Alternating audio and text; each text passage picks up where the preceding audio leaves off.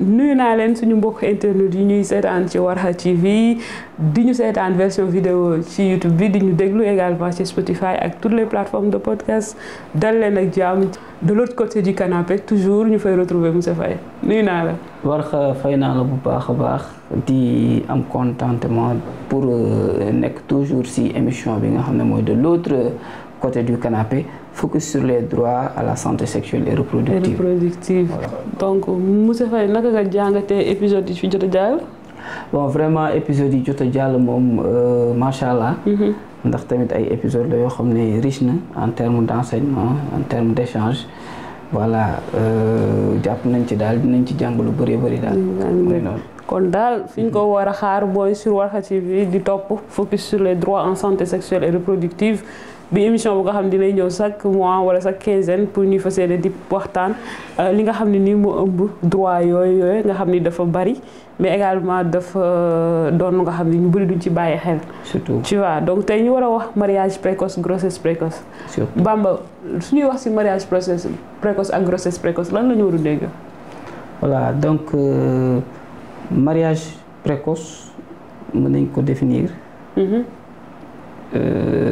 ci benn fànn boo xam ne day doon mariage boo xam ne nit ki def cee dugg te amagul 18 ans. D'accord. De façon générale. ndax ci mariage dañ koy définir comme l'union légitime entre un homme et une femme. Voilà maintenant nag le mariage précoce. C'est une union mais c'est difficile de parler de la légitimité. yaa ngi dégg. parce que tamit voilà c'est précoce. Maintenant nag quand on se réfère à notre contexte. Ouais. On définit le mariage précoce comme le mariage qui a eu lieu avant 16 ans. Pour la femme. Pour la femme et avant 18 ans pour l'homme. ndax suñu je dirais même dëkk ni mu tëddoo. texte yi dañuy permettre la femme wala la fille à 16 ans war na mën a marier.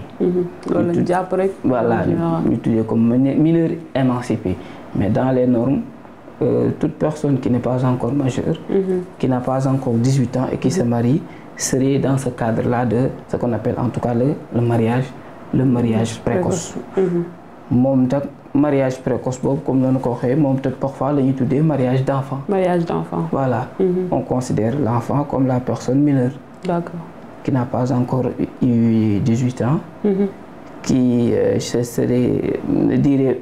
parfois serait à l'adolescence. À l'adolescence. Mais il y a même des personnes qui se marient peut-être avant l'adolescence, même si ça peut être rare. C'est ça. Donc voilà, en gros, mariage précoce mën nañ ko définir noonu. Mais aussi deux notions la xam naa ne ute na. mais dañ koy def parallèle nii pour mën ci waxtaan benn bu ci nekk. parce que am na tamit ñeneen ñu nga xam ne xëy na. bu ñu déggee mariage précoce dégg grossesse précoce. dañuy am tendance à di leen jaxase. donc te nga ni l'un peut être un facteur favorisant de l'autre. C'est vrai. dinañuy am yenn saa yi fu ñuy daje. mais ce n'est pas toujours le cas. donc looloo tax ci suñu épisode bi ñuy waxtaaneendoo en même temps ñaari mbir yi. donte que ne xam nañ ni mën nañ nekk deux choses différentes. mais ñu ci bëri xëy na. dañuy réeree mbir ni ute na. wala ñu koy jaxase parfois wala ñu koy boole. donc kon tey ci suñuy focus yi ñuy def. yoon la ñu ci taxaw. wax lan la ñu bokk. lan moo leen séparé. ak bu weesoo précoce bi ñu bokk. leneen lan la ñu bokk ak leneen lan la ñu bokkul.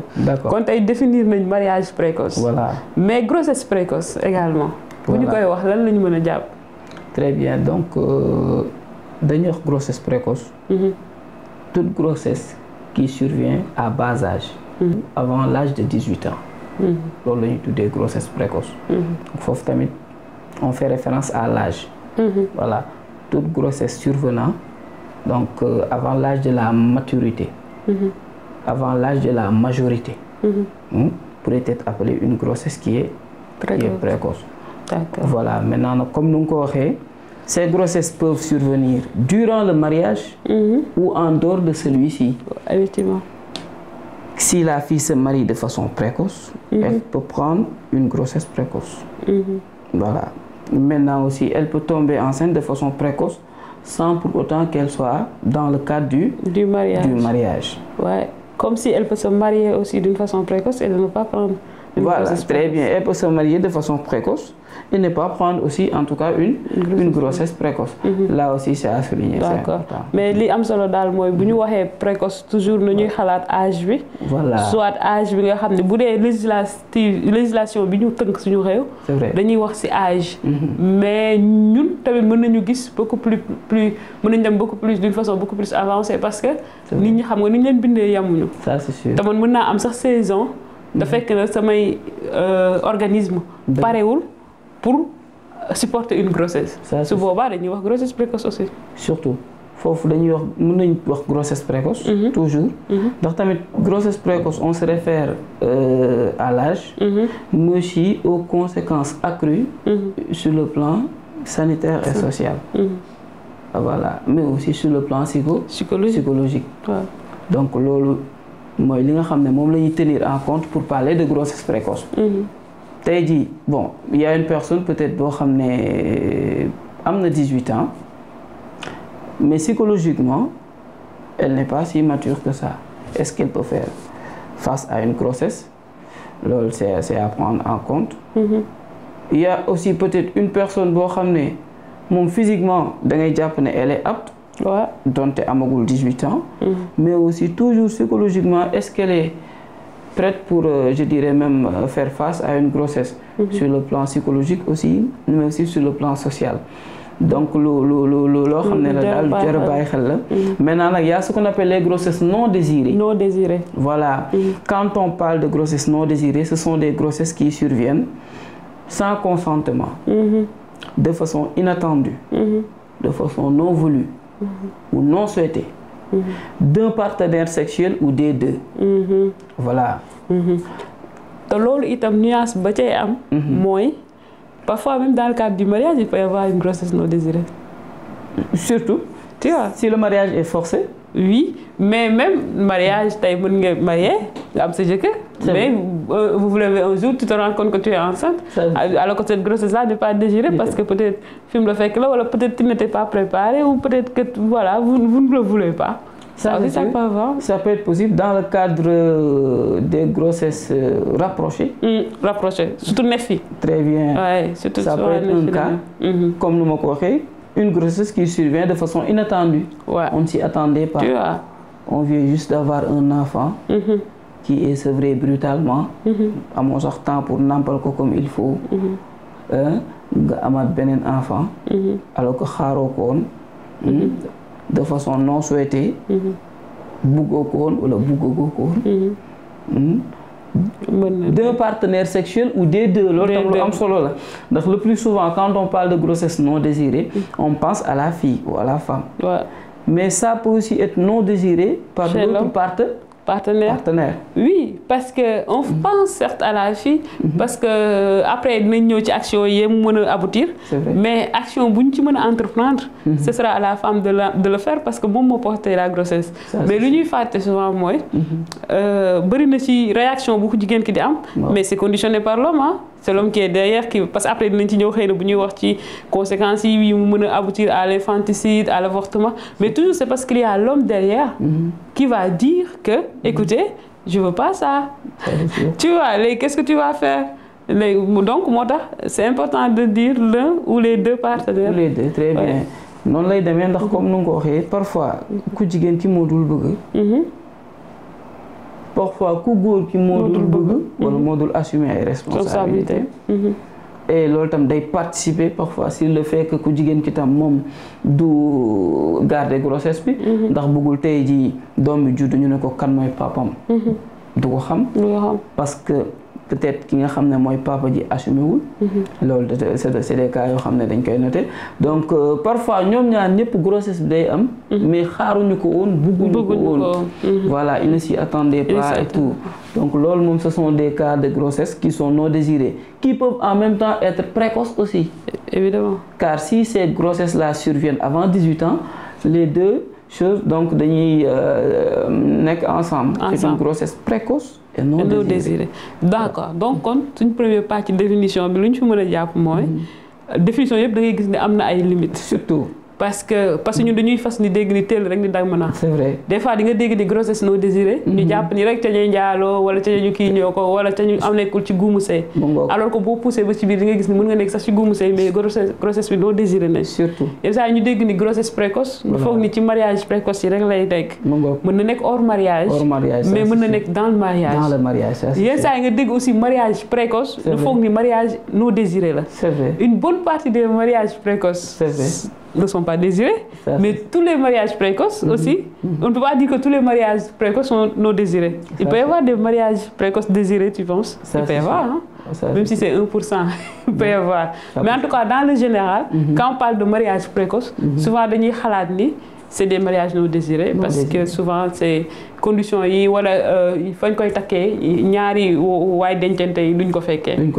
Donc loolu noonu monsieur Faye lan mooy facteur favorisant yooyu noonu yëpp parce que li tax tey ñu ciy waxtaanee c'est parce que c'est une violence de l'un des droits liés à la santé sexuelle et reproductive yi nga xam ni fukk yi cité woon nañ ko ci suñu épisode 1. C'est vrai. Donc comme que violation la yoon la kon tey ñu wax lan moo war a mën a nekk lan mooy nekk souvent les facteurs favorisants. Ok. Dans nos sociétés en fait. Dans nos sociétés, très bien.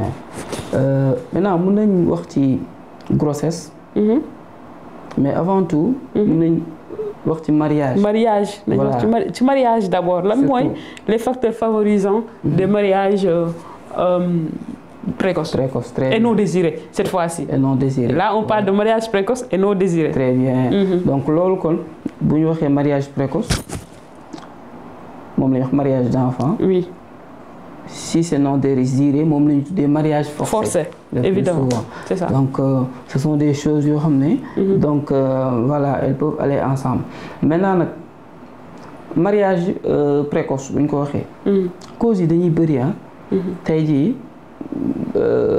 on peut parler de la situation.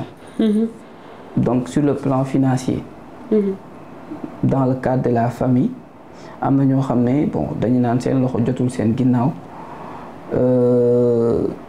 am na ñoo xam ne tam poids wu nu mu tuddee ci membre de la famille bi dañ koy dund carrément doom yi ku nekk ak say soxla am na fooy toll nag moom da ngay bëgg xam nga boo ci mënee débarrasser bu baax na am na ñoo xam ne tamit dañuy maye seen doom pour protéger ko ndax bëgguñu mu jël ëmb si lu teel loolu la ñuy xalaat bëgguñu tamit mu ñàkk ndawam perdre virginité am si lu teel donc du coup bu ñu yoree benn doom bu toll ci sëy te sëyugul day doon beneen poids si ñoom voilà yaa ngi dégg ñooñu tam dañ koy bëgg donc joxe dans ce cadre là pour en tout cas mën am seen xel gën a mën a dal yaa ngi dégg am na yoo xam ne tamit ay pratiques la sur le plan socioculturel ndax y a de ces groupes yoo xam ne ñoom dañuy faral di teel a maye seen doom loolu mooy seen aada très bien à bas âge la ñuy naan diw takkal nañ ko sagar diw léeg-léeg sax bala muy toll ci ñu war koo maye ku jigéen ki xam na kan mooy doon jëkkëram et duñ ko tardeel daal buñ tollee fenn fi rek dañ koy jël daal di koy joxe yaa ngi dégg mu dem nekk ak ka nga xam ne moom lañ ko maye donc loolu bon ce sont des facteurs yoo xam ne dañ koy citer le plus souvent mën na am tam parfois ignorance mën na see am tey jii bu fekkee xamoo conséquences yi yeewuñu la ci wala waxtaanuñ ceeg yow le plus souvent da nga koy def rek ndax da ngay jàpp ne loo war a def la am na ñoo xam ne tey jii boo waxee mariage forcé wala mariage précoce dañu naan yuñ ñu imposer la yu jóge feneen alors que demeewul noonu conséquences yi ñun ñii ñëpp mën nañ xam ne lu am la yaa ngi dégg sur beaucoup de plans Sur beaucoup de plans, voilà. Oui.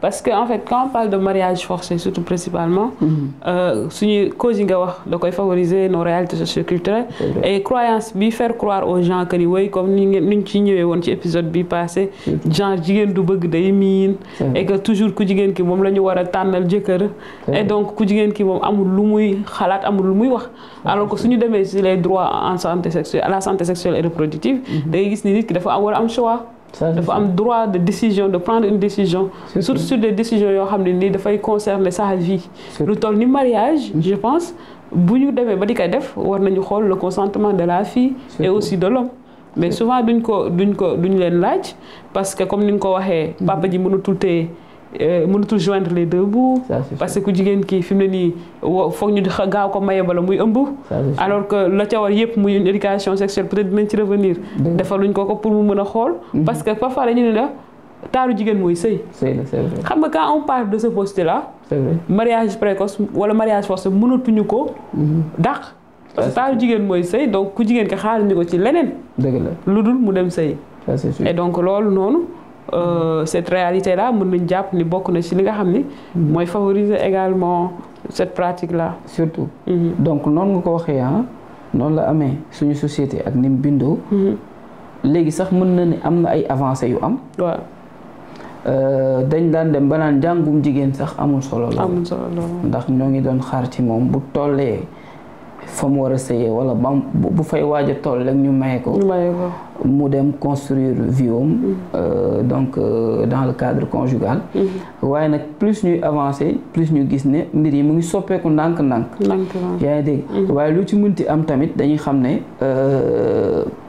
li koy mën a indi bëri na yaa ngi dégg mooy cause yi ñu doon junju sànq am na tam ay conséquences yoo xam ne après mën nañ cee ñëw. dañ ciy ñëw yaa ngi dégg. incha allah ndaxte dem nañ aussi seeti ma jigéen. ñoo wax nañ ñoo moom juriste la. c'est vrai nekk AGS association des juristes sénégalaises. waxtaan ak ñoom waxtaan nañ ak moom sur le plan juridique. yenn dispositif l'État du Sénégal ratifié sur le plan international. te pourtant dans la pratique. pratiqué wuñ ci lu bari comme que ñun moom suñu réew mi champion la ci wàllum ratification mais pratique bi dafay dafay suuxe donc mu wéy di doon ay violence yu ñuy teg ci ndoddu jigéen ñi parce que discrimination sax am na ci bu ñuy wax l'âge légal du mariage parce que ñun en tant que féministe on va se dire lan moo tax ñu autoriser ku góor ki 18 ans di bàyyi ku jigéen ki ci 16 ans décalage boobu lan moo koy justifier donc ci yooyu noonu la ñu waxtaanee ak moom ñu xool ko te ñëwaat. alors maa ngi tudd madame Bakhoum Ndeye Madjiguène Sarr nekk juriste bokk ci kuréel gii di association des juristes sénégalaises doon coordonnatrice de la boutique de droit de Pikine muy makkaan boo xam ne dañ fay gunge askan wi di leen di xelal di leen di jàppale ci lépp lu jëm ci seen wàllu jafe-jafe mais aussi lépp lu leen lënc ci wàllu yoon. doon aussi chargé de communication AJS mooy yor kàddu association bi. alors boo xoolee juridiquement yoonu Sénégal dafa tënk mariage parce que dafa ñëw ci article 111 bu code de la famille ñu wax ku góor ki dafa war a am fukki at ak juróom-ñett ku jigéen ki am fukki at ak juróom-benn donc chaque fois bu fekkee ne ñaari way dencante yi ñoom ñaar ñëpp tollooguñu ci âge boobu pour dugg ci sëy wala kenn ci ñoom ñaar tolloogul ci âge boobu dañuy ñëw ci li ñuy wax mariage d'enfant donc ki nga xam ne tolloogul ci âge u sëy buñ ko dugalee ci biir néegu sëy moom la ñuy wax mariage précoce wala mariage d'enfant mooy sëy boo xam ne sëy bu teel la teel foofu aussi yoon daf ci teg réglementation parce que comme ni ma la ko waxee sëy dañ ko encadrer dañ ne au-delà ñuy am âge légal muy 16 ans pour la fille 18 ans pour le garçon dafa am yeneen i conditions mooy il faut que consentement wam am ci il faudrait que mu joxe librement son consentement mais aussi yenn lien de parenté yi du ci am te boo xoolee fu ñu ne mariage d'enfant li ciy gën a teew mooy que ne kii ñuy dugal ci biir néegu sëy bi du ci ànd du ci joxe consentement wam libre et éclairé souvent parce que famille bi influencé nañ ko wala souvent parce que famille bi persécuté nañ ko ba mu dugg ci peut-être bugg ko wala mu koy andil yeneen i gàllankoor. Tu vois donc wax nañ fii les causes du mariage précoce. Très bien. lan la ñu mën a jàpp ni aussi moo nekk les causes de la grossesse précoce. Très bien donc cause grossesse précoce moom dafa yaatu. bi passé wax nañ ci sexualité. waaw am na tamit lu ñuy wax sexualité précoce. Voilà, si la personne s'adonne à des activités sexuelles à bas âge, donc loolu mën na nekk cause directe de la grossesse précoce. Il s'y ajoute aussi donc l'ignorance, le manque d'éducation sexuelle et reproductive. Il s'y ajoute aussi des facteurs comme ce qu'on appelle le libertinage, le vagabondage sexuel. Ce sont des aspects yoo xam ne c'est à prendre en compte. Effectivement. Et le manque aussi d'information, est-ce que vous voyez, en termes de santé sexuelle et reproductive, day nekk ay causes yoo xam ne mën nañ ko évoquer. yaa ngi dégg si dans le cadre des grossesses précoces. am na tamit yeneen causes yoo xam ne mën nañ ko citer. car tey jii il y a les tentations. Une grossesse précoce peut découler d'un viol, de l'inceste ou de la pédophilie. Donc là, mooy les violences basées sur le genre, mais surtout les violences dans le cadre sexuel. day nekk ay causes directes. Voilà bu ci ne boo ko xoolee boo waxee ci viol. day nekk cause directe.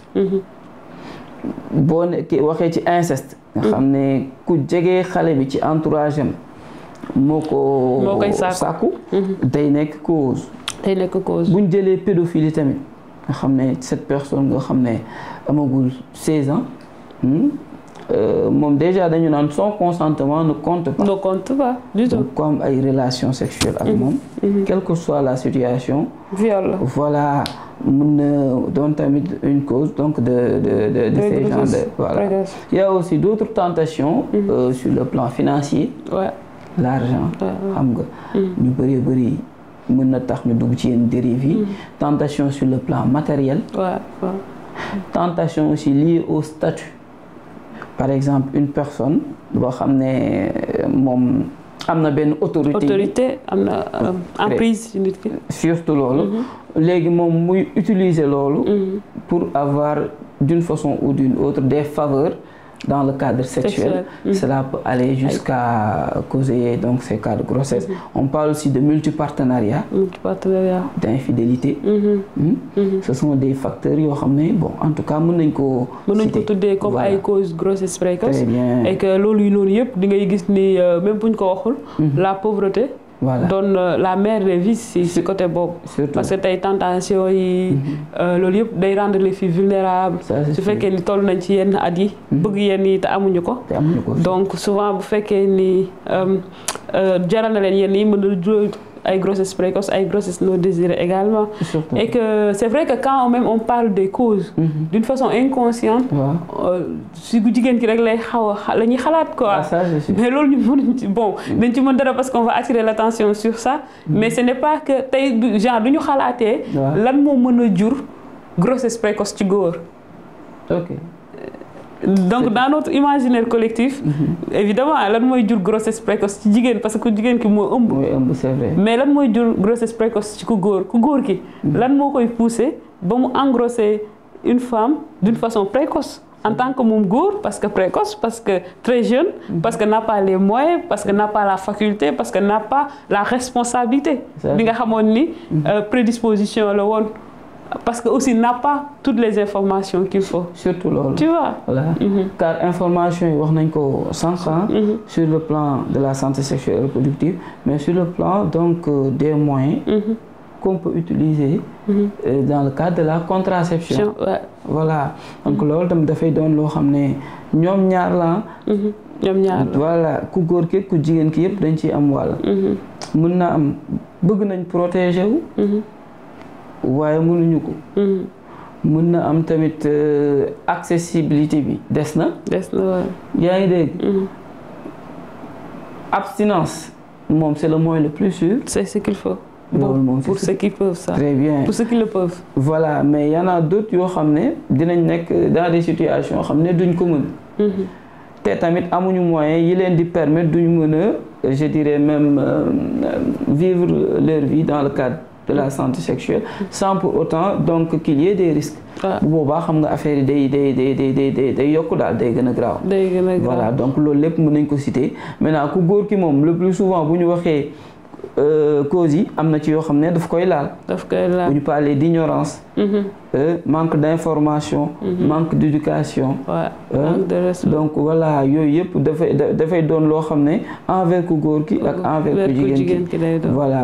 ok et que ku jigéen ki li koy gën a laal lu bari mooy déjà sa vulnérabilité en tant que femme. surtout mais quand elle est issue d'une famille pauvre. et que amul moom tam toutes les informations qu'il faut. surtout et quand aussi parce que ñàkk information yu baax dafay jur lu bari aussi.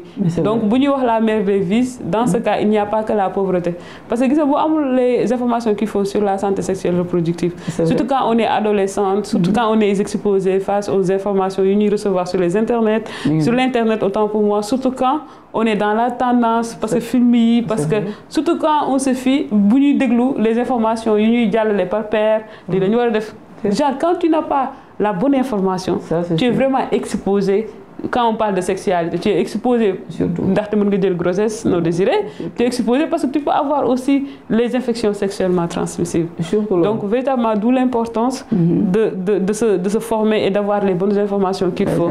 Mais aussi bien grossesse précoce ak mariage précoce tey moom la ñuy waxtaanee. benn bu ci nekk am na conséquence. surtout conséquences yooyu dañ ciy ñëw. ginnaaw bi ñu xoolee li nga xam ne ni moom la ñu ma jigéen wax bu AGS. ci wàllu bi. ndaxte moom itam juriste la te waxtaan nag ñoom ci droit yi nga xam ne nii moo gën a ëmb bu ñuy wax mariage précoce ak grossesse précoce. d'accord.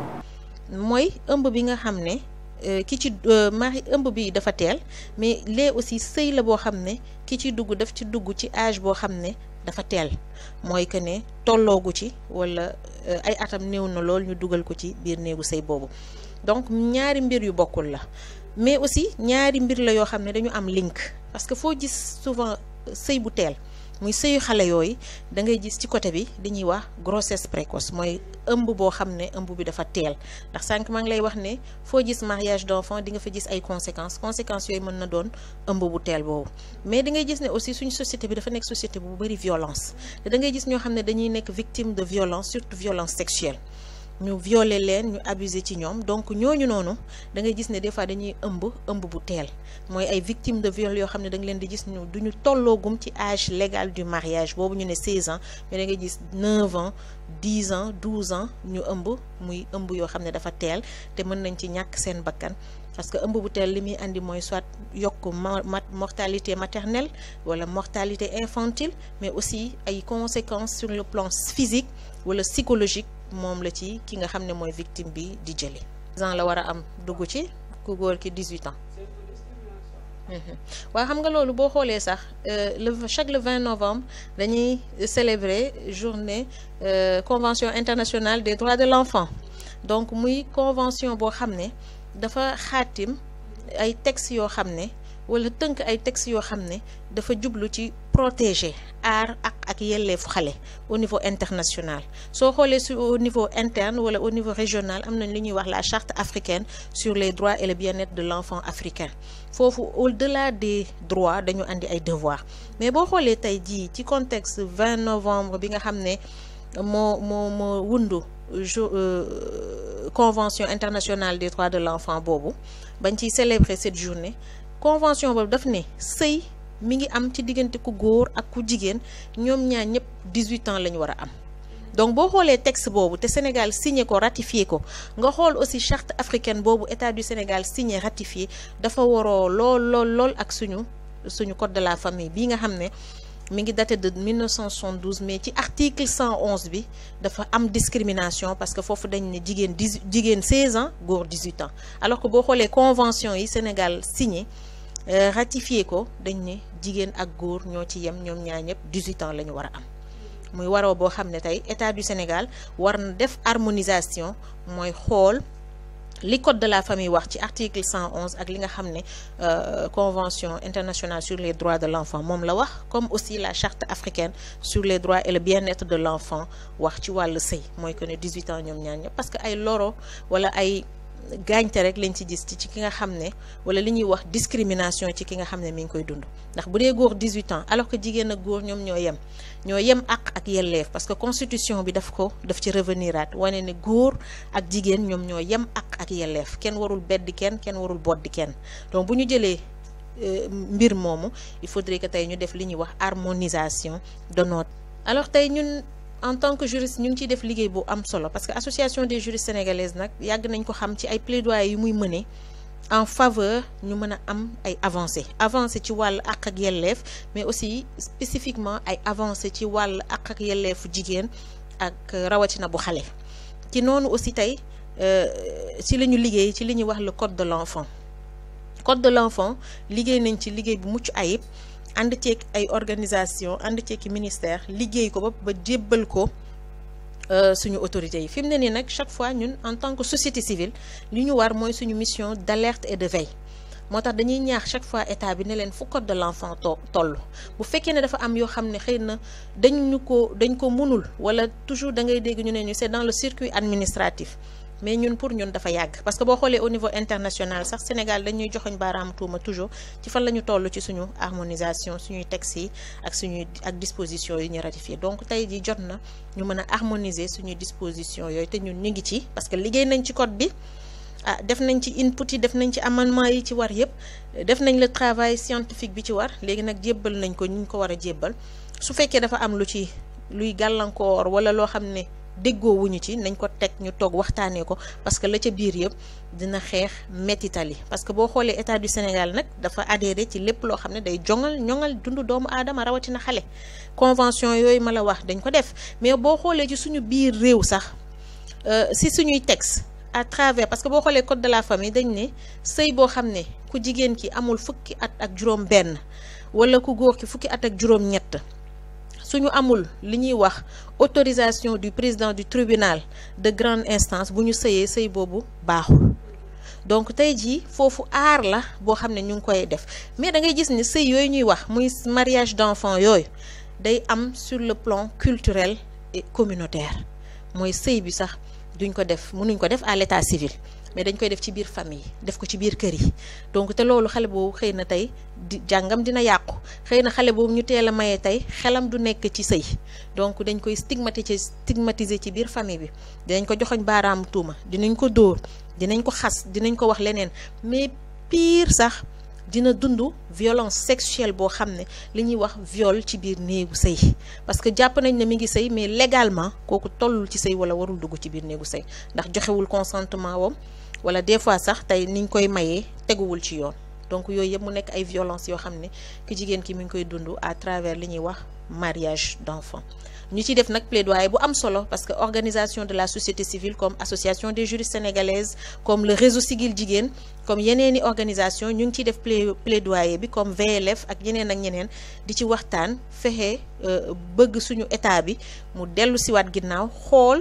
le code de l'enfant fan la toll ñu waxtaanee ko. ginnaaw bi li ma jigéen wax nga xam ni moom tamit mu ngi ci biti moo nekk responsable boutique de droit bu Pikine fii waa AGS di def liggéey bu am solo sur la prise en charge des survivantes de violence ak de violence sexuelle sexiste mais également de violence basée sur le genre. donc Bamba bu ñu ñëwaatee ci mariage précoce yan conséquences la mën a jur d'abord ci ku jigéen ki ensuite ci ku góor ki et après ci la société la société voilà bon mariage précoce moom boo ko xoolaatee conséquences yi dañuy bëri sur le plan sanitaire sur le plan social et psychologique.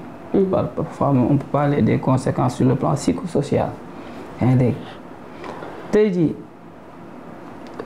day am benn relation bu fekkee ku jigéen ki dugg na ci mariage boo xam ne bon elle a été forcée. Le plus souvent les rapports sexuels aussi peuvent être non désirés. On n'en parle pas trop, mais là, couple et subir des actes sexuels qui sont non désirés. Donc, déjà, on peut parler d'insatisfaction, on peut parler de douleur lors des rapports sexuels, on peut parler de blessures, donc yoo xam ne mën na am dans ce cadre-là. Ici ajoute aussi des cas de grossesse yoo xam ne parfois c'est non désiré et précoce comme nañ ko waxee woon sànq. ak seeni conséquences. yaa ngi dégg. Ici ajoute aussi des cas d'accouchement. Évidemment. Difficile si la grossesse est précoce, de même que le mariage. On parle d'accouchement dystoxique, donc là ce sont des éléments à prendre en compte. Sur le plan social aussi, on parle des violences basées sur le genre. La personne peut subir des violences sexuelles, comme nous l'avons dit, mais peut subir aussi des violences psychologiques envers son conjoint, maltraité, le plus souvent, harcelé, intimidé, voilà, écarté. Une personne, voilà, sa présence et son absence, c'est à peu près la même chose. L'identi woko, veille sur si li nga xamné mokoy jëriñ et tout. Donc là ce sont des conséquences à prendre en compte, mais aussi des conséquences liées aux violences sur le plan verbal. Ndax tay ji do dundu li la neex mais do dégg li la neex. Chaque jour mën nañ lay saga di la yuxu. Je dirais même injuré. di la wax ay wax yu ñaaw yoo xam ne mën naa am dugg bi nga dugg ci mariage bi de façon forcée moo tax ngay dégg loolu. Donc là ce sont des éléments à prendre en compte. Mën na am tam des conséquences sur le plan physique. Évidemment. Qui parle de violence parle de cet aspect. Dóor ko malmené ko gaañ ko yaa ngi dégg te yooyu yëpp c'est à prendre en compte. Donc conséquences yi moom en tout cas bëri na bu ñuy wax ci mariage forcé. Évidemment. Voilà. Parce que déjà parce que c'est forcé. Et que ku jigéen ki moom. waaw la muy dund ci métti moom on n'en parle pas. Ça c'est sûr. Donc moom la parce que laaj ñu ko avec. Ça c'est sûr. Parce que laaj ñu ko comment il se sent. Donc non seulement day dem. ak forcé boobu ñu ko forcé. C'est vrai. Ak métit boobu muy àndal mais mu demaat foofu di subir leneen. mu ngi noonu nag. Donc en aucun cas mënul doon loo xam ne di. njeexital ba day neex. parce que sëy ñaar ñi ko seex dañu war a xamante. surtout dañ ko war a bëgg. dañ ko war a désirer parce que dañuy partager ay intimité dañuy partager ay moments yu nga xam ne ñoom ñaar kese la concerné. Donc waruñu mën a xalaat après tu te poses la question de savoir comment on peut concevoir ficeler benn mariage sans pour autant impliquer les parties prenantes. C'est impossible. Ça, c'est sûr. On ne peut pas parler de mariage sans avoir le consentement des deux personnes. Parce que ñoom ñaar ñooy sëy seen sëy. Et donc bu fekkee ni forcé nañ ko nag quand on parle de mariage forcé moom xam nga ni li gën a metti ci ku jigéen ki lay dal. Ça c'est sûr. Parce que bi ñuy cité nii sax conséquences yi. bi may représenté métit yi. Souvent ku góor ki sax si ce n'est pas celui qui exerce la violence. Le contraire se passe rarement, pour ne pas dire presque ça ne se passe pas. C'est lui qui exerce la violence, même si lui, parce que des fois aussi il peut y arriver à ce que moom tamit qu'il soit forcé. Surtout là. Parce que nijaay yi dinañ ko kii moom sa doom bàjjan moom lañ la dencaloon donc du coup ñoom ñaar ñëpp dañ leen forcer à ce que ñu marié wu. Mais même bu ñoom ñaar ñëpp bu ñu leen forcer. kuy subir ku jigéen ki lay doon lu ci bëri. Ça c'est sûr. Donc góor ki il va être en colère tout le temps, il va foutre le bordel s'il le veut, il peut faire tout ce qu'il veut, mais il peut souffrir aussi parce que peut-être du moom la bëggoon takk mais aussi la société lui donne une porte de sortie. Parce que s'il a les moyens il peut aller takk ki nga xam ne nii moom lu mos a bëgg mu takk ça se passe au Sénégal on voit des gens yu takk aawa donc ba si yàgg takk ñaareel et on se rend compte que ñaareel bi kooku la mosoon a gën a bëgg takk. Tu vois donc pour vous dire rek ni te loolu moom c'est parti pour que ku jigéen ki di dund métit ku góor ki itam di dund métit et c'est parti pour ñu am une famille boo xam ne nii du doon famille bu nga xam ne nii day am la ca war doom bu fa juddoot mën na nekk doom bu nga xam ne day nekk victime de cette violence victime de cette situation. Ça c'est sûr. Tu vois comme noonu nga ko waxee ndax ku góor ki tamit le plus souvent moom day subir yenn conséquences yi. comme ni nga ko waxee bu fekkee mu bëggul woon. dañoo forcer ku jigéen ki forcer ku góor ki. loolu problème dafay am. bu fekkee moom tamit forcer wuñ ko mais amul une affection boo xam ne c'est réciproque. moom à la fin tam day subir poids boobu. maintenant nag poids bi conséquences yi tudd nga ko sànq ci société bi. lan lay indi le plus souvent infidélité. Infidélité oui. Voilà. On est dans un mariage boo xam ne on peut pas s'épanouir.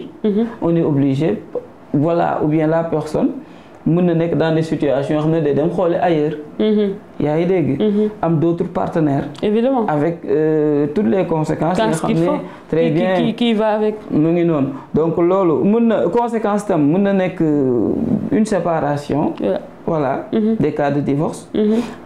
te divorce boobu tam dafa am yeneen conséquences. bu fekkee tey jii mbokk leen boole woon. bis bu ñu séparé. On parle de la dislocation familiale. Évidemment. Le camp paternel nii le camp maternel. mbokki ku ne mën na am daal ay féewaloo yu mu jur seen biir. bu fekkee amoon nañ doom. conséquence day ñëwaat. ci kuy garder xale bi bonne éducation et puis délinquance bi nga xam ne après mën na am voilà donc loolu ce sont des aspects yoo xam ne aussi c'est à prendre en compte donc conséquences yi comme ni nga ko waxee dafa yaatu. dafa yaatu voilà. man daal xaw ma. lan lañ bëggoon a faj. waaw. ba indi fi mariage forcé. waaw en tenant si suñuy réalité socio-culturelle. c'est vrai li taxoon mariage forcé jug wala mariage précoce jug forcé précoce jug. c'est vrai ba ñu indi fi loolu. xaw ma lan la. mais li ma xam mooy conséquences yi muy jur. c'est vrai jéggi na dayoo. ça c'est sûr. mais bala ñuy jeexal point bi ñu desee mooy conséquences yi nga xam ni nag. moom la grossesse précoce et non désirée am aussi ci ku jigéen ki. ci ku góor ki ak ci société bi. la société très bien grossesse précoce tamit ay conséquences am noonu la dañuy wax conséquences sanitaires. psychologiques et sociales. Maintenant si la grossesse est précoce sur le plan sanitaire on peut noter des cas d'avortement spontané. Des cas d'accouchement prématuré. mën nañ ko noter toujours un accouchement aussi dystoxique. très difficile. car ku jigéen ki ces organes donc génitaux ne sont pas carrément si développés. L'utérus bi nga xam ne foofu nga xam ne fa la grossesse du déroulé wu développé wul comme ni mu waree. bassin bi les os du bassin. sont trop étroits. de telle sorte que l'engagement et le dégagement du fœtus sera très difficile lors de l'accouchement. Les voies génitales. pareil. Le vagin peut être trop étroit nga xam ne tamit day indi des cas d'accouchement dystoxique avec intervention comme l'épisiotomie. Parfois aussi on peut parler de la césarienne. Il y a des conséquences liées à des hémorragies. Voilà, des cas d'infection à n'en plus finir. C'est une chaîne de conséquences qui peut aller jusqu'à la mortalité maternelle. Car beaucoup de femmes perdent la vie en accouchant. Mais la proportion serait beaucoup plus importante si la grossesse est précoce. Est-ce que vous voyez? Donc, il y a aussi des conséquences chez le futur enfant. Bu ñu waxee accouchement prématuré, chez l'enfant dañu naan prématurité à la naissance. D'accord. Un enfant hypotrophique, de faible taille et de faible poids. Un enfant qui peut venir avec des cas de malformation. Il y a des congénitales. Un enfant qui, je dirais même, serait très vulnérable, exposé à beaucoup de maladies, beaucoup d'infections, cas de malnutrition, protéines énergétiques, ce sont des conséquences. Mais aussi cela peut aller jusqu'à aboutir à des cas de décès infantile, mortalité infantile. Loolu mooy sur le plan sanitaire. Sur le plan psychologique et social nag dafa yaatu. Tey jii am na le rejet de la société. Évidemment. Jël nga grossesse hors mariage, voilà, stigmatisation, marginalisation sur le plan sociétal, c'est très bien. La personne peut être renvoyée de la maison parentale. Am na ay paa yoo xam ne ñoom ba tey ñu ngi foofu. seen doom bu amee doom wala mu ëmb. ci biti. Carrément ci biti. Très bien. Déception des membres de la famille. moo koy indi le plus souvent. Déception des parents. Est-ce que vous voyez loolu ce sont des cas yoo xam ne mën nañu ko noter sur le plan scolaire. Déperdition. Voilà, déperdition scolaire, ce sont des cas qu'on note. Maintenant, si la fille tombe enceinte, elle n'est pas exclue. Maintenant, oui. Mais conséquence grossesse bi mooy tax parfois mu continuer ay études mën na difficile. C'est difficile et même bu demee accoucher. Très bien kuy garder l'enfant. mooy noonu bu accoucher kan mooy garder l'enfant. Y aura benn temps boo xam ne dina ko perdre. mun na rater ay évaluation mun na rater vraiment une année voilà ou bien des années est-ce que voyez mun na am tam problème de réintégration nan lay ñëwaatee ci école bi mel ni meloon di dérouler ay activités comme il faut donc là ce sont des aspects à prendre en compte maintenant aussi parmi les conséquences il y a le refus de la paternité ouais. car suñu société moom dañuy gis koo xam ne day enceinte une fille ba pare fuir ay responsabilités te dara du ko ci fekk et on aurait dû intervenir car l'entourage les parents dëgg la sa doom indi na loo xam ne xaaroo ko woon waaye moom soxla na assistance waaw benn waaye bu nekk ci koñ bi moom lañ ne moo ko ëmbal ba pare bañ mais ñi nga xam ne ñooy waajur ku jigéen ki war nañu mën a dem wax ak ku góor kooku.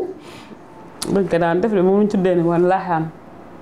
ok d'accord c'est dans nos réalités on le tuddee laaxaan. ok wax nga dëgg normalement. gis nga loolu war kon mooy wane ne lu war a mën a am la.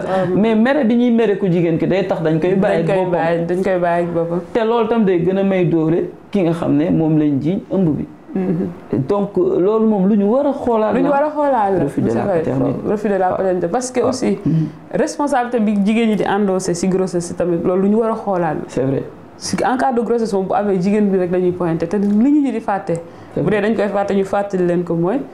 une femme à elle seule ne peut pas se mettre enceinte. ça c'est sûr. donc ëmb ñaari nit ñoo ko seex. ñoo ko seex dëgg la. bu yàlla defee nag ni ku jigéen ki moo koy porté ça veut pas dire que moom moo war a nekk l'unique responsable. surtout. mais souvent dans notre société même décision yi ñuy jël dañuy fàtte même école ba ku góor ki mën na continuer di jàng. ku jigéen ki dootul jàng. bu ñuy génnee kër ga. buñ mën nañu xam ne ku góor ki mu ëmbal ku jigéen ki mais ku jigéen ki mën nañu ko génne. mais ku góor ki duñ ko génne. ku góor ki même la loi daf koy protéger. si toutefois comme li ngay wax refus de paternité bu amee. fii ci Sénégal dégg nañ ni ci ma jigéen wax kenn mënul poursuivre. ku góor koo xam ne ni bañ na ni doom ji juruma ko.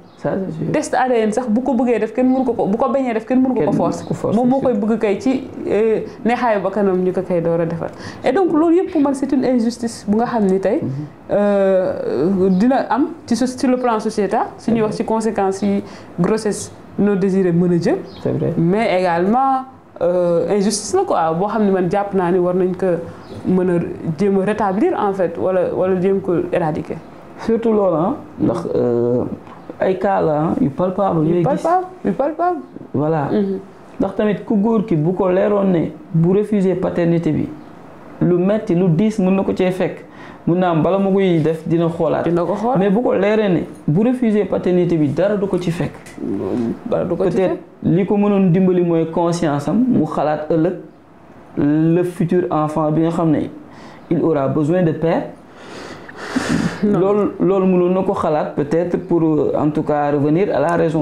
mais bu ci xalaatul yu demee noonu yëpp affaire bi en tout cas du mujj fenn.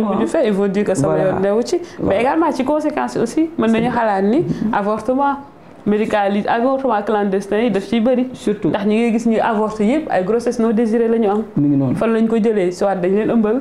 bañ ko victime de viol. victime d'inceste wala mu ñëwee leen ci anam yu nga xam ne nii.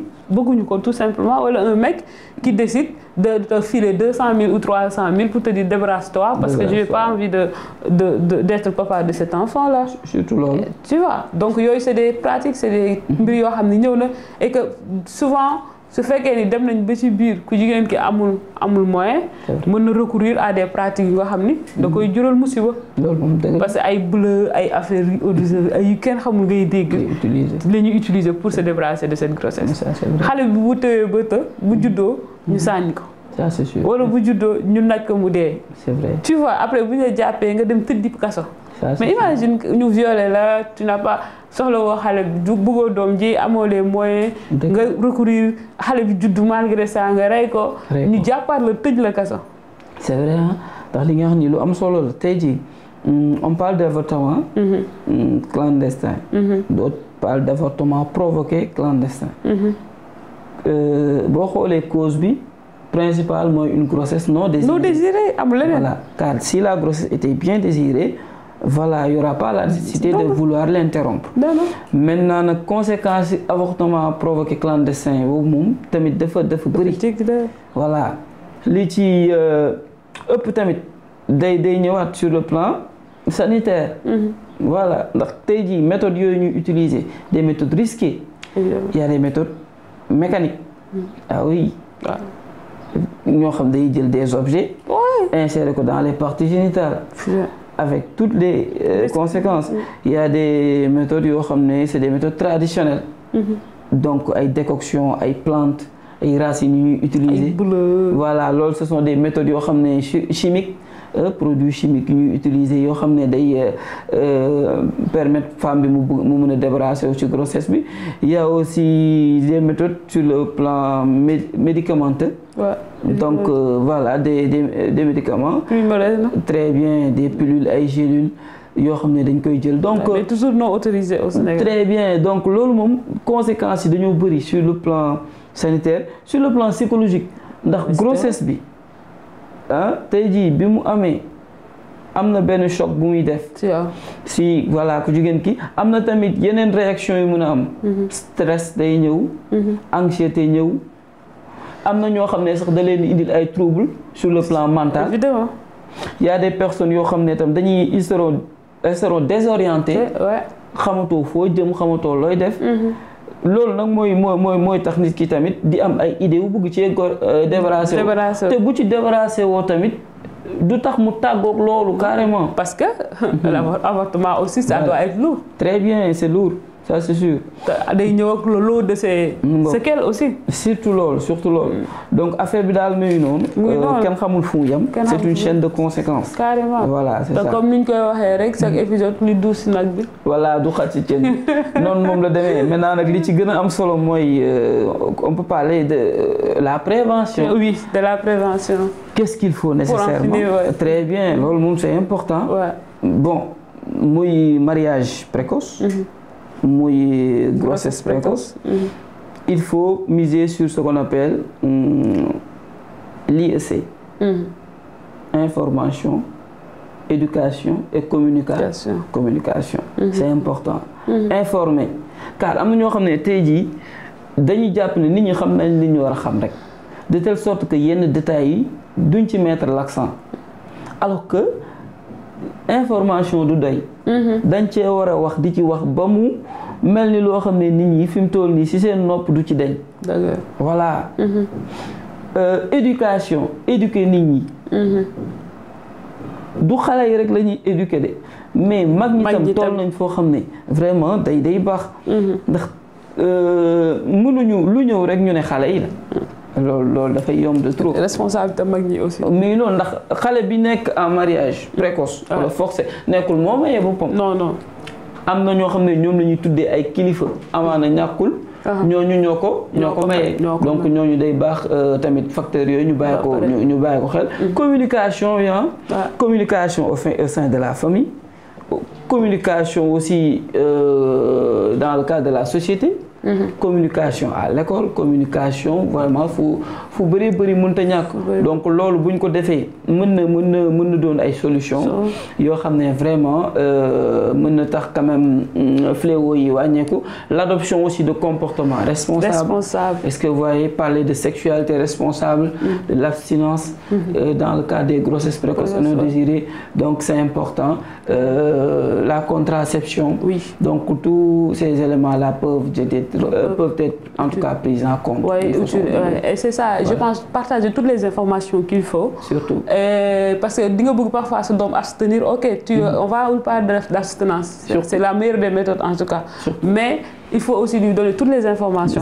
Pour que moom bu demee ba ni lii xam naa ni lii la lii tam xam naa ni lii la. et que moom it mu mën a def benn choix éclairé et responsable. Parce que si elle n'a pas toutes les informations parce que ñun quand on donne parfois si ñu yaree des informations. si perspective interdite la ñuy yaree. lii dañ ma ko tere lii dañ ma ko tere. surtout loolu noonu la ñuy yaree perspective interdite dañ la ko tere dañ la ko tere.